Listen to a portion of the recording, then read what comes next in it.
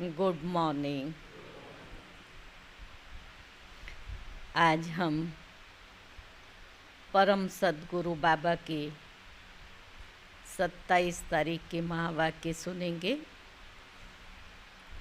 जिसमें बाबा हमें जो एक पाठ पक्का करा रहे हैं कि अपने को आत्मा समझना है, शरीर से अलग होना है। क्योंकि बाबा ने कहा तुम्हें वापस घर जाना है, तो आत्मा शरीर से अलग होकर ही घर जाएगी। तो उससे पहले बाबा हम सभी को ये प्रैक्टिस कराते हैं कि मैं इस देह से न्यारी, इसकी मालिक आत्मा हूँ। दूसरा बाबा ने कहा कि तुम अभी यहाँ अपनी आयु बढ़ाने का पुरुषार्थ करते हो। क्या क्यों करते हो? क्योंकि ये संगम युग ही एक ऐसा वैल्यूबल युग है जिसमें हम सब ने अपने मीठे प्यारे बाबा को अपना बनाया और बाबा ने हमें अपना बनाया है। तो परमात्मा प्यार की अनुभूति वो केवल हम अभी ही कर सकते हैं। और इतना रूहानी प्यार हमें बाबा से मिल रहा हो तो दिल होगी हम जाएं जल्दी। इच्छा होगी, किस किस को इच्छा होती है हम जल्दी घर जाएं? घर जाने की नहीं, जितना समय यहाँ रहें बाबा से हम सुनते रहें।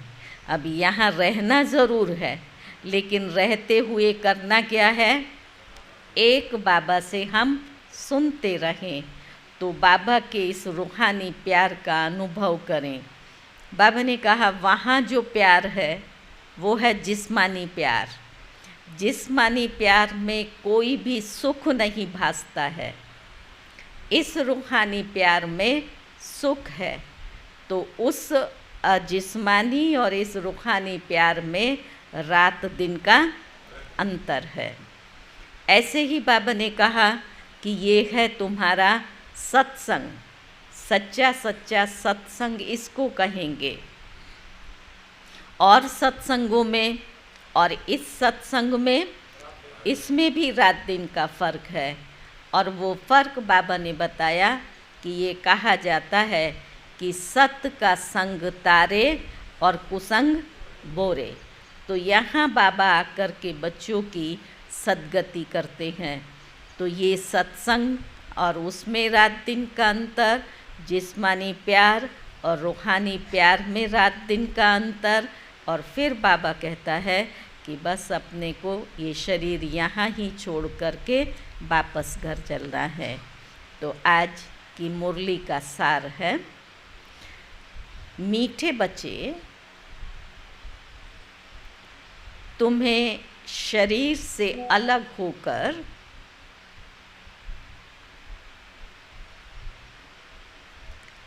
बाप के पास जाना है।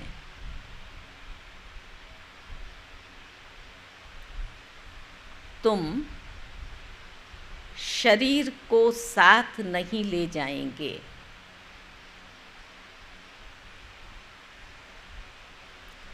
इसलिए शरीर को भूल आत्मा को देखो।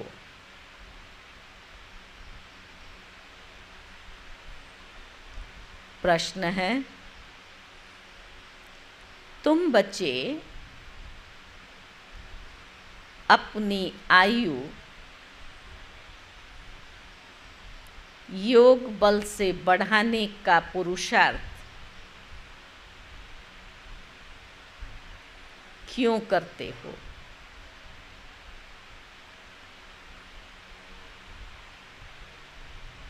तो बाबा कहते हैं तुम्हारी दिल होती है कि हम बाप द्वारा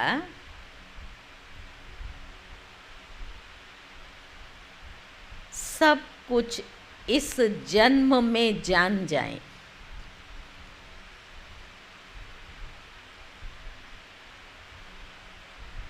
बाप द्वारा सब कुछ सुन ले।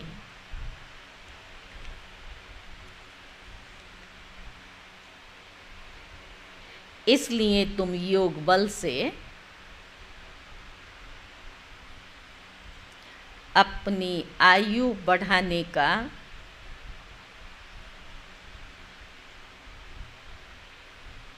पुरुषार्थ करते हो।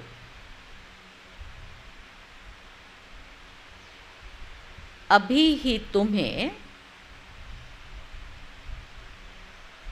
बाप से प्यार मिलता है।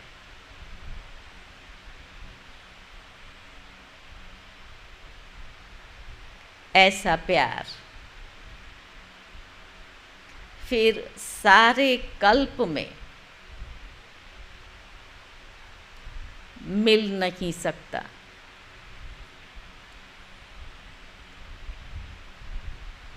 बाबा कहता बाकी जो शरीर छोड़कर चले गए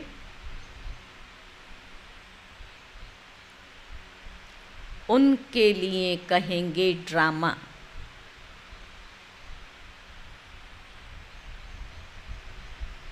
उनका इतना ही पार्ट था।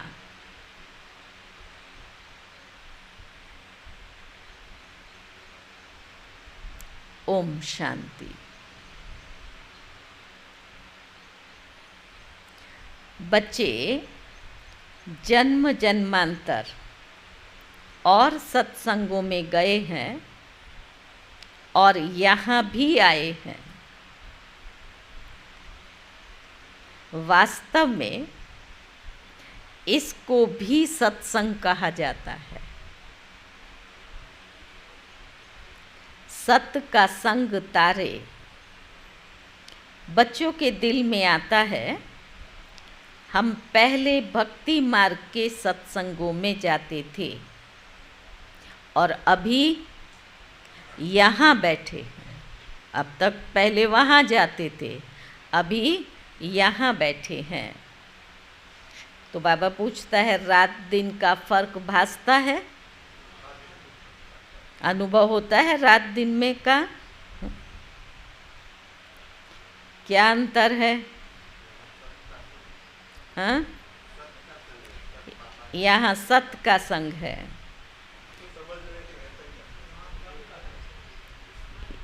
वहाँ समझ नहीं थी, ऐसे ही जाते थे। बाबा ने कहा यहाँ पहले पहले तो बाप का प्यार मिलता है, फिर बाप को बच्चों का प्यार मिलता है। परिवार हो गया ना, बाप और बच्चे। बच्चों को बाप का प्यार और बाप को बच्चों का प्यार मिलता है। अभी इस जन्म में तुम्हारी चेंज हो रही है। अंतिम जन्म है ना, तो बाबा कहता है चेंज हो रही है। तुम बच्चे समझ गए हो कि हम आत्मा हैं, ना कि शरीर। शरीर नहीं कहेगा कि हमारी आत्मा, शरीर थोड़ी बोलेगा हमारी आत्मा। तो आत्मा कह सकती है कि ये हमारा शरीर है। अब बच्चे समझते हैं जन्म जन्मांतर तो वो साधु संत महात्मा आदि करते आए हैं। आजकल फिर फैशन पड़ गया है। कौन सा फैशन बाबा को याद आया? साईं बाबा, मेहर बाबा, कितने ढेर बाबा हैं। वो भी सब जिस्मानी है। जिस्मानी प्यार में सुख तो होता ही नहीं है। अभी तुम बच्चों का है रूहानी प्यार। तो रात दिन का फर्क है। यहाँ तुमको समझ मिलती है, वहाँ तो बिल्कुल बेसमझ है। अभी तुम समझते हो कि बाबा आकर के हमको पढ़ाते हैं। पहली समझ ये मिली, बाबा आकर के हमें पढ़ाते हैं। वो सबका बाप है, मेल तथा फीमेल सब अपने को आत्मा ही समझते हैं, तो सभी का बाप है। बाबा बुलाते भी हैं, हे बच्चों। बच्चे भी रिस्पॉन्स करेंगे। तो ये है बाप और बच्चों का मेला। बाबा ने बच्चों को कहा, बच्चों ने बाबा को रिस्पॉन्स किया, तो इसको कहेंगे बाप और बच्चों का मेला। बच्चे जानते हैं ये बाप और बच्चों का, आत्मा और परमात्मा का मेला एक ही बार होता है। बच्चे बाबा बाबा कहते रहेंगे। ये बाबा अक्षर बहुत मीठा है। हमें लगता है दिल से ये बाबा अक्षर बहुत मीठा है। क्यों मीठा है शंकर भाई? क्या मिठास है इस बाबा अक्षर में? बाबा ने कहा, बाबा कहने से ही वर्षा याद आएगा। तुम छोटे तो नहीं हो। बाप की समझ बच्चे को जल्दी पड़ती है। बाबा से क्या वर्षा मिलता है, वो छोटा बच्चा तो समझ ना सके। यहाँ तुम तो जानते हो कि हम बाबा के पास आए हैं। बाप कहते हैं, हे बच्चों, तो इसमें सब बच्चे आ गए, मेल फीमेल जो भी। बाबा ने कहा बच्चों कहा, तो इसमें सब बच्चे आ गए। सब आत्माएं घर से यहाँ आती हैं पार्ट बजाने। कौन कब पार्ट बजाने आते हैं ये भी बुद्धि में है। सबके सेक्शंस अलग अलग हैं। जहाँ से आते हैं, हर एक अपने सेक्शन से नीचे उतरते हैं। तो बाबा ने कहा फिर पिछाड़ी में सब अपने अपने सेक्शंस में ही चले जाते हैं। ये सब ड्रामा में नूद है। बाप किसको भी भेजते नहीं हैं कि जाओ अभी तुम्हारा टाइम हुआ, नीचे उतरो। समय पर ऑटोमेटिक उस आत्मा को वो संकल्प आया और आत्मा नीचे आ जाती है। तो बाबा ने कहा ये ऑटोमेटिकली ड्रामा बना हुआ है। हर एक अपने अपने धर्म में आते रहते हैं। बुद्ध का धर्म स्थापन हुआ नहीं है तो कोई उस धर्म का आएगा नहीं। कितनी सिस्टम एक्यूरेट है। जब तक उसका धर्म स्थापक नहीं आया तब तक उसके घराने की आत्मा नीचे नहीं आ सकती है। पहले पहले सूर्यवंशी चंद्रवंशी ही आते हैं। जो बाप से अच्छी रीति पढ़ते हैं वही नंबरवार सूर्यवंशी और चंद्रवंशी में जन्म लेते हैं। वहाँ विकार की तो बात नहीं। योग बल से आत्मा आकर गर्भ में प्रवेश करती है। वो उससे समझेंगे कि मेरी आत्मा इस शरीर में जाकर प्रवेश करेगी। जैसे बाबा ने कहा बूढ़े समझते हैं हमारी आत्मा योग बल से जाकर दूसरा शरीर लेगी समय पर। ये सत्युग की बात बाबा कर रहा है तो उनको ये ख्याल आएगा। मेरी आत्मा अब पुनर्जन्म लेती है, वो भी बाप समझाते हैं। माना उस चीज़ की नॉलेज भी कि ऐसा वहाँ पर बूढ़े होंगे तब उनको ये ख्याल आएगा और दूसरा जन्म लेंगे, तो ये नॉलेज भी बाप समझाते हैं। हमारे पास बच्चा आया है, बच्चे की आत्मा आ रही है, जिसका साक्षात्कार होता है। वो अपने लिए समझते हैं कि हम जाकर दूसरे शरीर में प्रवेश करेंगे। ये भी विचार उठते हैं ना, ज़रूर वहाँ का ये कायदा है। आयु पूरी हुई, ये विचार उठना, फिर शरीर छोड़ना, तो बाबा ने कहा ये वहाँ का कायदा है। तो वहाँ सब कायदे अनुसार चलता है ना। बच्चा किस आयु में आएगा, वहाँ सब कुछ रेगुलर चलता है। वो तो बाबा ने कहा आगे चलकर तुमको महसूस होगा। ऐसे तो नहीं, सब मालूम पड़ेगा। ऐसे तो नहीं कि 15-20 वर्ष में कोई बच्चा होगा।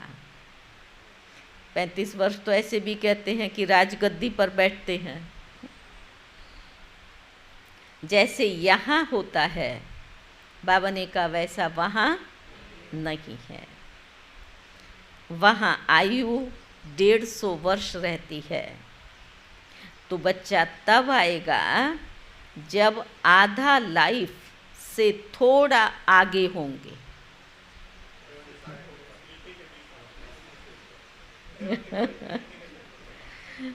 समझा? कायदा सुना रहा है बाबा, वहाँ का कायदा क्या होगा। समझा? ऐसे भी यहाँ 25-30 वर्ष में मैरिज करते हैं, तो आयु एवरेज तो 60 वर्ष, तो उससे भी कम गिनती करते हैं ना। तो उस हिसाब से वो है। तो बाबा ने वहाँ क्या ये कायदा बताया। बाबा कहते हैं क्योंकि वहाँ आयु बड़ी होती है, एक ही तो बच्चा आना होता है, फिर बच्ची भी आनी है। फिर से बाबा कहता है ये कायदा होगा, एक बच्चा एक बच्ची। पहले बच्चे की, फिर बच्ची की आत्मा आएगी। सुना? वारिस है ना, गद्दी का मालिक बनेगा ना। विवेक भी कहता है कि पहले बच्चा आना चाहिए, पहले मेल, पीछे फीमेल। 8-10 वर्ष देरी से आएंगे। हर बात सुना रहा है बाबा। आगे चलकर तुम बच्चों को सब साक्षात्कार होना है।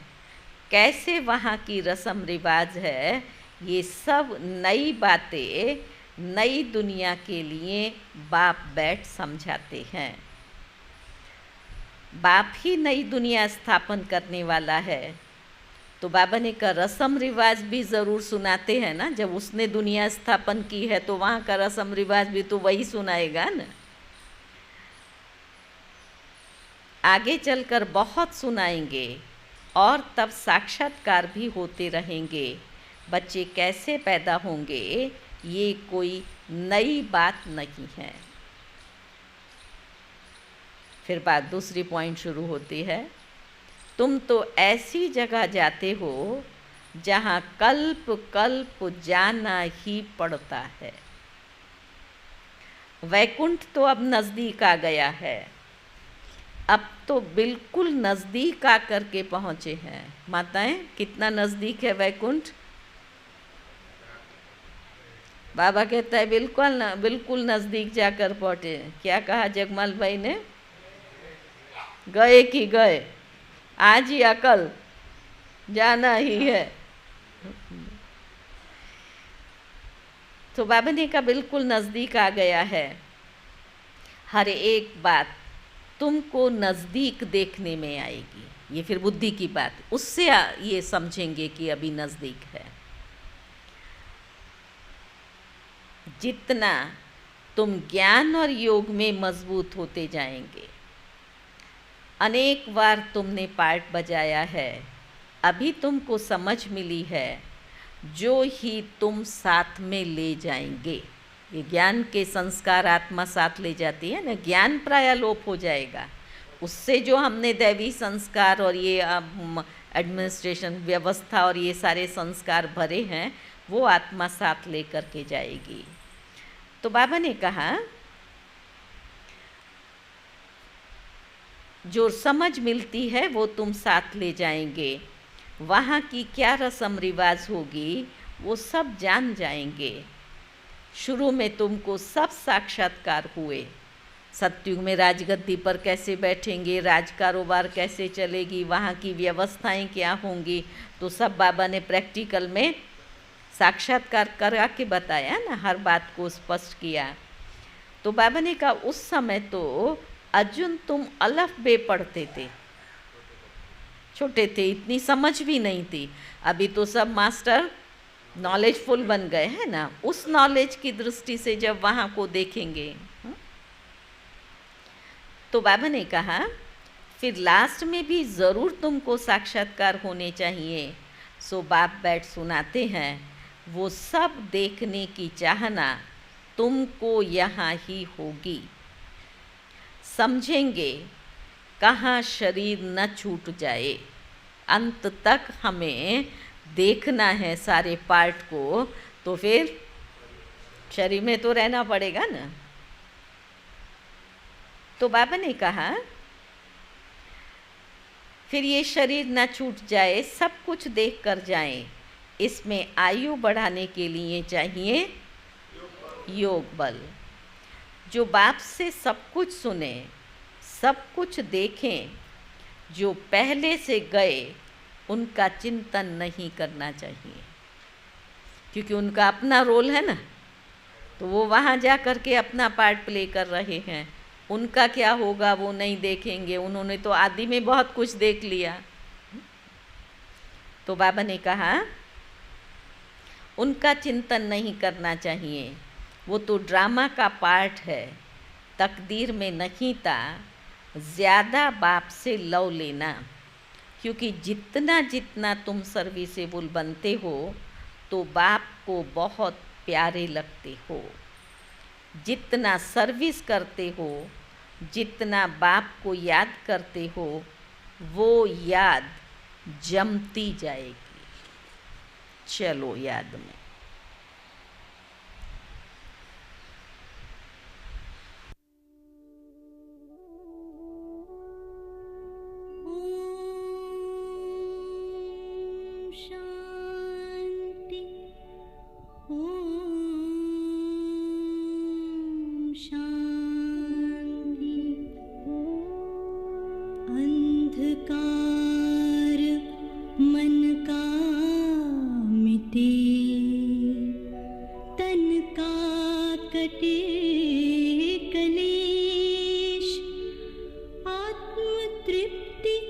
सुख शांति का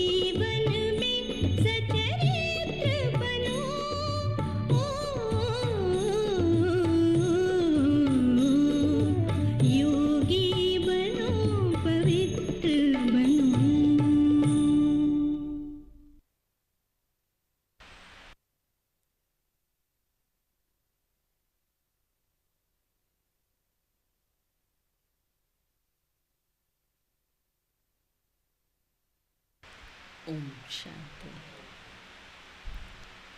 तो बाबा ने कहा जितना बाप को याद करेंगे तो वो याद जमती रहेगी और तुमको भी बहुत मज़ा आएगा। अभी तुम बनते हो ईश्वरीय संतान।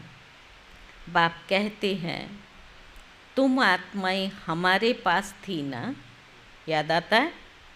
तुम आत्माएं हमारे पास थी ना।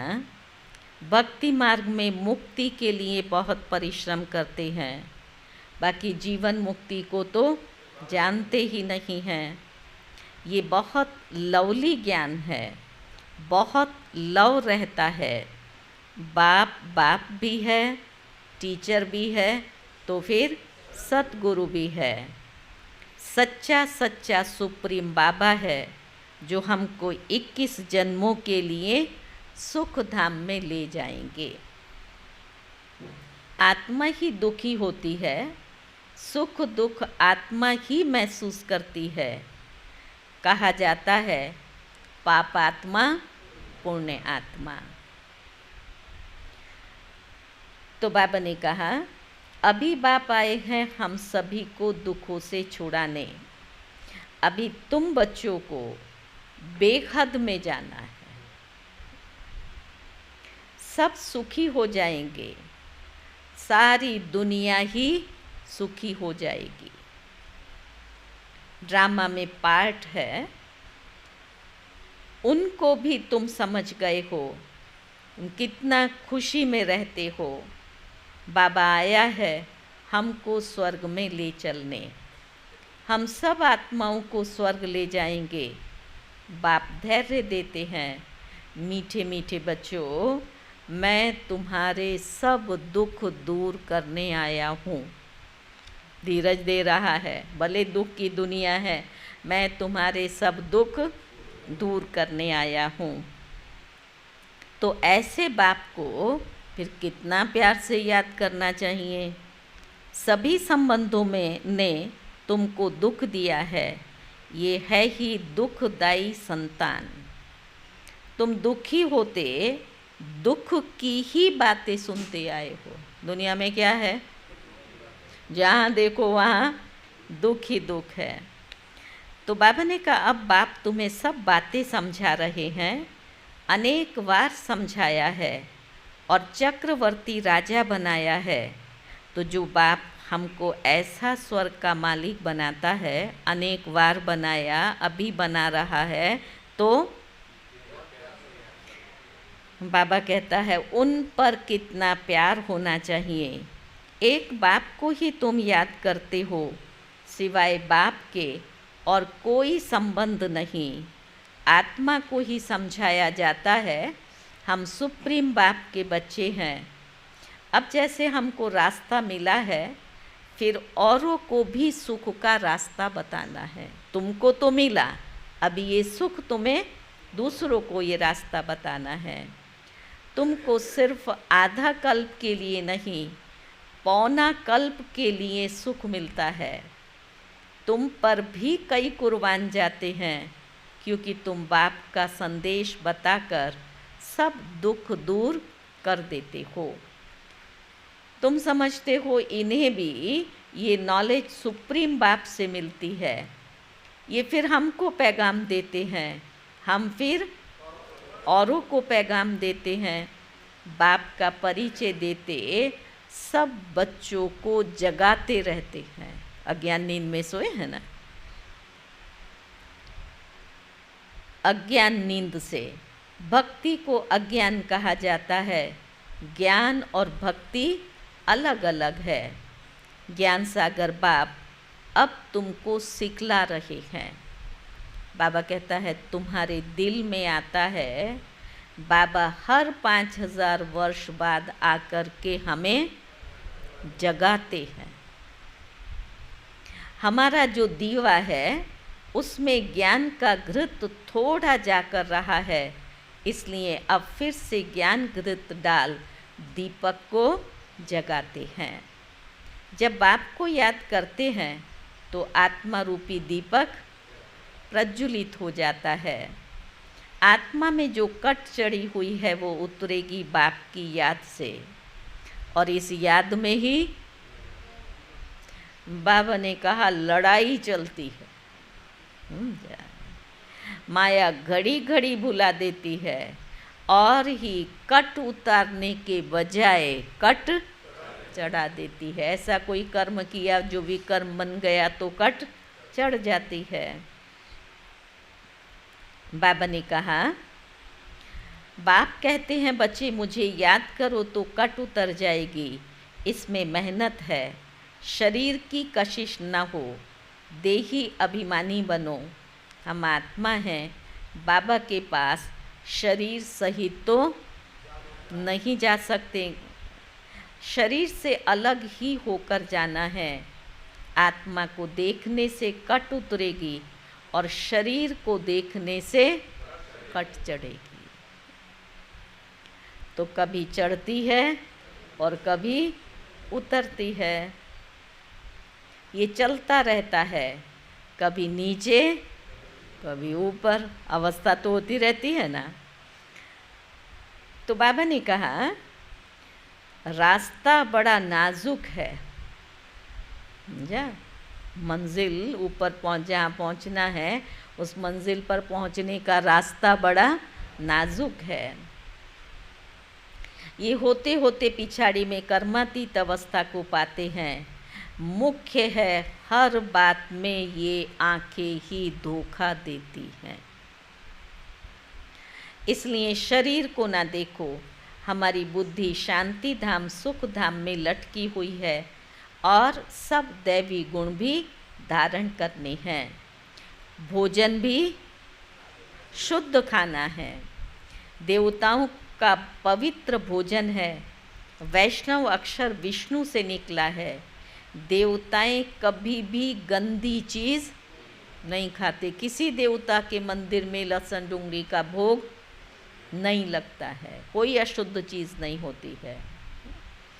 तो बाबा ने कहा विष्णु का मंदिर है जिसको नर नारायण भी कहते हैं। अब लक्ष्मी नारायण तो साकारी ठहरे, उनको 4 भुजा होनी नहीं चाहिए, परंतु भक्ति मार्ग में 4 भुजा दे दी है। तो बाबा ने कहा इसको कहा जाता है बेहद का अज्ञान, समझा? इसको कहा जाता है बेहद का अज्ञान। समझते ही नहीं है कि 4 भुजा वाला कोई मनुष्य हो नहीं सकता। सतयुग में 2 भुजा वाले होते हैं। ब्रह्मा को भी 2 भुजाएं हैं। ब्रह्मा की बेटी है सरस्वती, उनको फिर मिलाकर 4 भुजा दी हैं। अब सरस्वती ये कोई ब्रह्मा की स्त्री नहीं है, बेटी है। जितने बच्चे अडॉप्ट होते जाते हैं उतनी उनकी भुजाएं बढ़ती जाती हैं। ब्रह्मा की ही 108 भुजाएं कहते हैं, विष्णु व शंकर की नहीं कहेंगे, तो ब्रह्मा की बहुत भुजाएं हैं। भक्ति मार्ग में तो कुछ समझ नहीं। बाप आकर बच्चों को समझाते हैं। तुम कहते हो बाबा ने आकर के हमको समझदार बनाया है। मनुष्य समझते हैं हम शिव के भक्त हैं। तो बाबा कहता है अच्छा तुम शिव को क्या समझते हो? भक्त तो हो, तुम उसको क्या समझते हो? अभी तुम समझते हो कि शिव बाबा तो हम सब आत्माओं का बाप है, इसलिए उनकी पूजा करते हैं। मुख्य बात है ही मामेकम याद करो। तुमने बुलाया भी है, हे पतित पावन आकर हमको पावन बनाओ। सभी पुकारते ही रहते हैं पतित पावन सीताराम। बाबा ने कहा वो सिर्फ गाते रहते हैं, जानते थोड़े ही हैं, अर्थ थोड़े ही उनके पास है। बाबा को थोड़े ही मालूम था कि बाप स्वयं आकर मेरे में प्रवेश करेंगे। ब्रह्मा बाबा को थोड़े ही मालूम था। कितना वंडर है, अब बाबा को खुद वंडर लग रहा है। कभी ख्याल में भी नहीं था। पहले तो बहुत आश्चर्य खाते थे कि ये क्या होता है, क्योंकि ब्रह्मा बाबा को अपने पार्ट का क्लियर थोड़े ही था, तो खुद से आश्चर्य होता था कि ये सब क्या चल रहा है। मैं किसको देखता हूँ तो बैठे बैठे उनको कशिश होती है, ये क्या है? शिव बाबा कशिश करते थे, सामने बैठो तो ध्यान में चले जाते थे, आश्चर्य में पड़ जाते थे कि ये क्या है। इन बातों को समझने के लिए एकांत चाहिए। फिर जब बाबा को साक्षात्कार हुए तो बाबा एकांत में गया ना, बनारस में अपने मित्र के बंगले पर जा कर के बाबा ने, तब वैराग आने लगा, कहाँ जाऊं? अच्छा बनारस जाता हूँ। फिर बाबा को वो मित्र की याद आई, वहाँ जाता हूँ। ये उनकी कशिश थी जो इसको भी कराते थे। शिव बाबा ब्रह्मा बाबा को करा रहे थे। इतनी बड़ी कारोबार सब छोड़ कर के गया। सहज बात है, क्या नामी ग्रामी व्यक्ति और इतनी प्रॉपर्टी का मालिक सब एक धक से छोड़ कर के बाबा चला गया। तो बाबा ने कहा, फिर वहाँ बगीचे में बैठ जाकर ठहरा, वहाँ पेंसिल हाथ में उठाकर दीवारों पर चक्र निकालता था। बाबा क्या कराते थे कुछ भी पता नहीं पड़ता। सुना बाबा की हिस्ट्री? किस किस ने सुनी? क्या सुना? बाबा पास में चला गया, अनुभव सुना रहा है कैसे बाबा को वैराग आया, शिव बाबा की कशिश हुई, फिर बनारस में जा कर के पेन से ऐसे बाबा पेन से चित्र निकालता रहता था। तो बाबा ने कहा कुछ भी पता नहीं पड़ता था। रात को फिर नींद आ जाती थी, समझता था पता नहीं कहाँ उड़ गया हूँ। सोते सोते भी अलग अलग अनुभव करते थे। फिर जैसे नीचे आ जाता था, कुछ पता नहीं क्या हो रहा है। शुरू में कितने साक्षात्कार होते थे, बच्चियाँ बैठी बैठी ध्यान में चली जाती थी। तुमने बहुत कुछ देखा है, तुम कहेंगे हमने देखा सो तुमने नहीं देखा। शुरू शुरू में तो जो उन्होंने देखा थोड़ी आपने सबने देखा। फिर पिछाड़ी में भी बाबा बहुत साक्षात्कार कराएंगे, क्योंकि नज़दीक होते जाएंगे। अच्छा, मीठे मीठे सिकी लदे बच्चों प्रति माता पिता बाप दादा का याद प्यार और गुड मॉर्निंग। रूहानी बाप की रूहानी बच्चों को नमस्ते। हम रूहानी बच्चों की रूहानी बाप को नमस्ते नमस्ते। पहली धारणा की पॉइंट है, बाप का संदेश सुनाकर सबके दुख दूर करने हैं।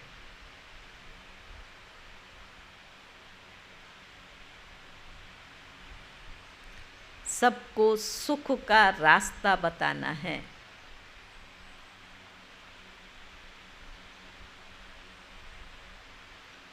हदों से निकल बेहद में जाना है। दूसरी पॉइंट है, अंत के सब साक्षात्कार करने के लिए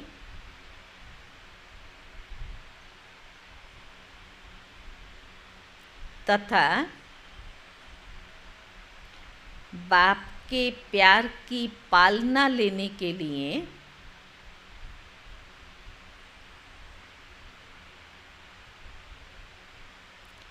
ज्ञान और योग में मजबूत बनना है।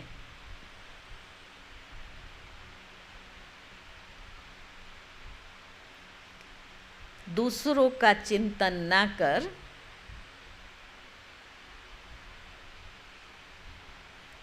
योग में मजबूत बनना है। नहीं, योग से अपनी आयु बढ़ानी है।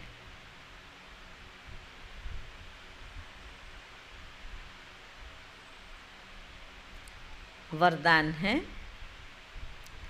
अलवेलेपन व अटेंशन के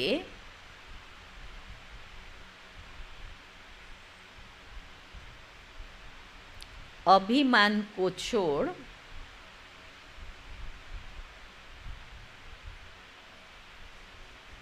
बाप की मदद के पात्र बनो। मदद के पात्र बनने वाले सहज पुरुषार्थी भव। सुना वरदान, अलवेलेपन व अटेंशन के अभिमान को छोड़ बाप की मदद के पात्र बनने वाले सहज पुरुषार्थी भव। कई बच्चे हिम्मत रखने के बजाय अलवेलेपन के कारण अभिमान में आ जाते हैं। हम तो सदा हैं ही पात्र, हमारे पर तो बाबा की कृपा, हम तो हैं ही सदा पात्र। बाप हमें मदद नहीं करेंगे तो किसको करेंगे? समझे अलवेलापन। इस अभिमान के कारण हिम्मत की विधि भूल जाते हैं। नुकसान क्या? कईयों में फिर स्वयं पर अटेंशन देने का भी अभिमान रहता है। दोनों बातें, एक का अटेंशन नहीं है, एक का स्वयं पर अटेंशन है, उसको उसका अभिमान, मेरा तो फुल अटेंशन है, मैं तो बहुत अच्छी पुरुषार्थी हूँ। कितना बाबा बैलेंस सिखाता है। तो बाबा ने कहा अटेंशन देने का भी अभिमान रहता है जो मदद से वंचित कर देता है।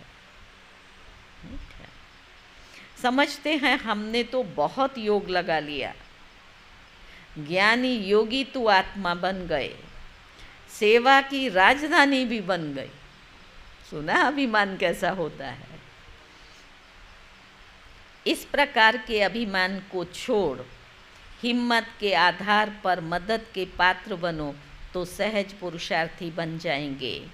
स्लोगन है, जो वेस्ट और नेगेटिव संकल्प चलते हैं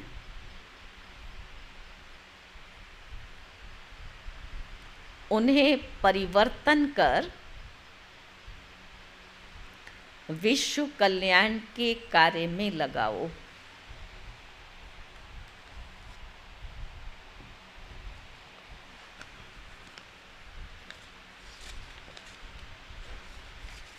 आज का स्वमान है, मैं ब्लिसफुल हूँ।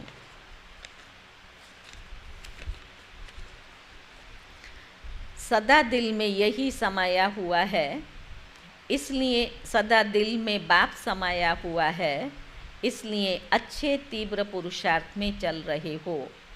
कर्म योगी आत्मा होना, कर्म और योग कंबाइंड है ना। सदा बैलेंस रख बाप की ब्लेसिंग को लेने वाले और सदा ब्लिसफुल जीवन में रहने वाले ऐसे श्रेष्ठ आत्मा हो। बाप सदा हर बच्चे के प्रति यही शुभ आश रखते हैं कि ये विजय माला का मणका बने, इसलिए कंबाइंड स्वरूप से सेवा करो।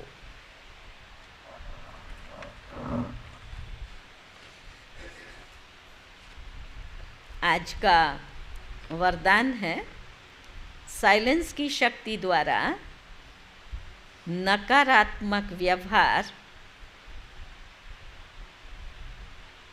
वातावरण को परिवर्तन करने वाले शांति के टावर भव। फिर आज के जो बाबा के अव्यक्त महावाक्य, साइलेंस के महावाक्य हैं। बाप दादा बच्चों से ये एक आश रखते हैं कि अब अंतर्मुक्ता की गुफा में रह साइलेंस की शक्ति के प्रभाव का प्रत्यक्ष प्रमाण विश्व को अनुभव हो, ये रिसर्च करनी और करानी है। कौन सी चाहना बताई? अंतर्मुक्ता की गुफा में बैठकर साइलेंस शक्ति का प्रत्यक्ष प्रमाण विश्व को दिखाई दे, उसकी रिसर्च करनी और करानी है। साइलेंस की शक्ति द्वारा प्रत्यक्ष फल के रूप में स्वपरिवर्तन, वायुमंडल परिवर्तन, वृत्ति परिवर्तन, संस्कार परिवर्तन कहाँ तक कर सकते हो व किया है, ये चेक करो।